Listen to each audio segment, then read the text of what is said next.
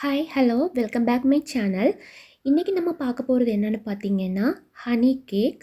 இது வந்து பியூர் ஹனியில் ரொம்பவே டேஸ்ட் அண்ட் சாஃப்டாக வந்து எப்படி செய்கிறதுன்னு பார்க்கலாம். இன்னும் நம்ம சேனலை சப்ஸ்கிரைப் பண்ணாமல் தான் பார்த்துட்ருக்கீங்க அப்படின்னா சப்ஸ்கிரைப் பண்ணிவிட்டு பக்கத்தில் இருக்கிற பெல் பட்டனை ப்ரெஸ் பண்ணிவிடுங்க. அப்போ தான் நம்ம போடுற வீடியோஸ் வந்து உடனுக்குடன் உங்களுக்கு நோட்டிஃபிகேஷனாக வரும். இந்த ரெசிபி செய்கிறதுக்காக ஃபஸ்ட்டு ஒரு ட்ரையான பவுலில் 2 முட்டை எடுத்துக்கோங்க. அதில் 1 டீஸ்பூன் ஸ்வீட் ஆரஞ்சு எசன்ஸ் சேர்த்துக்கோங்க. அது இல்லைன்னா வெண்ணிலா எசன்ஸ் கூட சேர்த்துக்கலாம். சேர்த்து நல்லா பீட் பண்ணி எடுத்துக்கோங்க. நல்லா பொங்கி வந்ததுக்கப்புறமா பொடிச்ச சர்க்கரையும் சேர்த்து அதையுமே நல்லா பீட் பண்ணி எடுத்துக்கோங்க. நல்லா பீட் ஆனதுக்கப்புறமா ஆயில் சேர்த்து ஃபஸ்ட்டு ஸ்பீடு போட்டு ஜஸ்ட்டு மிக்ஸ் மட்டும் பண்ணி எடுத்துக்கோங்க. ஆயில் சேர்த்ததுக்கப்புறமா ஓவர் பீட் பண்ணக்கூடாது. இதோட மெஷர்மெண்ட்ஸ் எல்லாமே நான் ஸ்க்ரீனில் கொடுத்துருக்கேன். 2 டேபிள் ஸ்பூன் வாட்டர் எடுத்துக்கோங்க. அதில் 1 டேபிள் ஸ்பூன் அளவுக்கு ஹனி சேர்த்துக்கோங்க.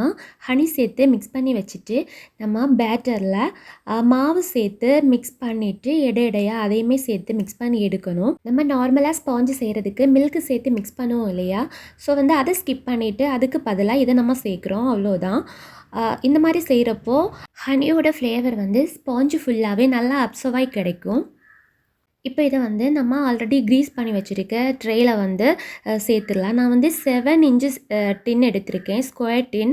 இதை வந்து பேட்டரை லெவல் பண்ணிவிட்டு நல்லா டேப் பண்ணி பேக் பண்ண வச்சிடலாம்.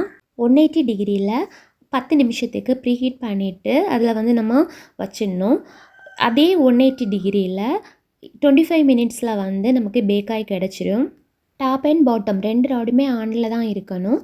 கரெக்டாக 25 மினிட்ஸில் வந்து பேக் ஆகிடும்.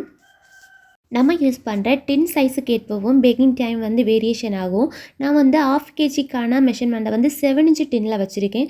ஸோ வந்து இது கரெக்டாக 25 மினிட்ஸ்லேயே பேக்காகி கிடச்சிரும். இப்போ இந்த கேக் வந்து பேக் பண்ணி எடுத்தாச்சு. இதில் நீங்கள் கன்ஃபியூஸ் ஆகிக்கக்கூடாது. இந்த கேக் பார்த்திங்கன்னா 1/2 kgக்கான மெஷர்மெண்ட்டை நான் 7 இன்ச் டின்னில் பேக் பண்ணி எடுத்திருந்தேன். வந்து ஹைட்டு கம்மியாக வரணுங்கிறதுக்காக.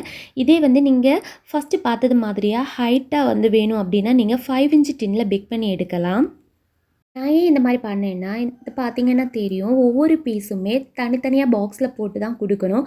இது வந்து ரொம்ப ஹைட்டாக இருந்துச்சுன்னா இது பாக்ஸை வந்து க்ளோஸ் பண்ண முடியாது. ஸோ அதுக்கான மீடியம் ஹைட்டில் தான் இதை இது மாதிரி பேக் பண்ணி எடுத்திருந்தேன். ஸோ நம்ம ப்ரொசீஜர் எல்லாமே 1 kgக்கான கேக் ஸ்பாஞ்சில் தான் பார்க்க போகிறோம். 1 kgக்கான மெஷர்மெண்ட்டு எப்படின்னா 1/2 kgயோட மெஷர்மெண்ட்டு வந்து நான் ஃபஸ்ட்லேயே ஸ்க்ரீனில் கொடுத்துருந்தேன் இல்லையா? அதில் எடுத்துருக்க திங்ஸை வந்து அப்படியே டபுளாக எடுத்துக்கிட்டால் போதும். எக்கு மட்டும் 3 எக் எடுத்துக்கோங்க, 4 எக்கு தேவையில்லை.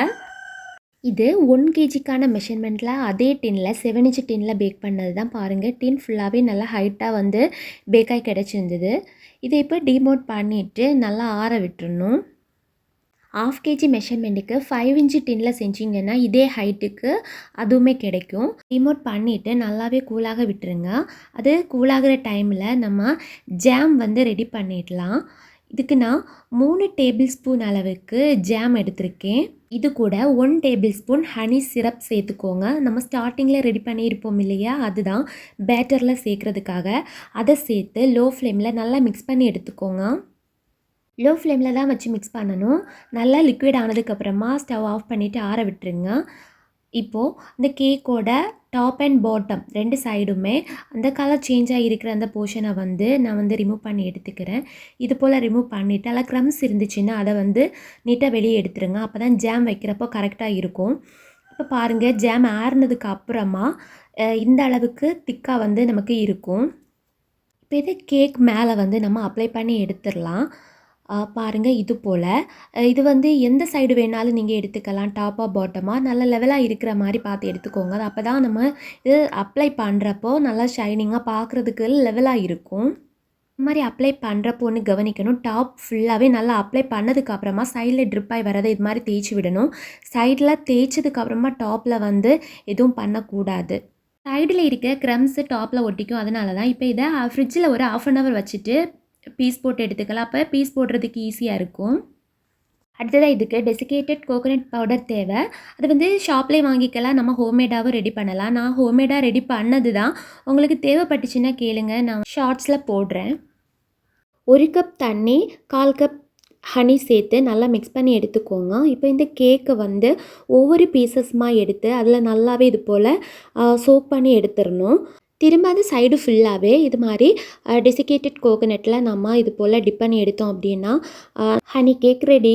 ஹனி சிரப்பில் இது போல் ஒவ்வொரு சைடாக மாற்றி நம்ம டிப் பண்ணி எடுக்கணும். அப்படியே பிடிச்சிட்டே இருக்கக்கூடாது. இந்த ஸ்பாஞ்ச் வந்து ரொம்ப சாஃப்டாக இருக்கிறதுனால அப்படியே அது வந்து உதிர்ந்து போகிறதுக்கும் சான்ஸ் இருக்குது.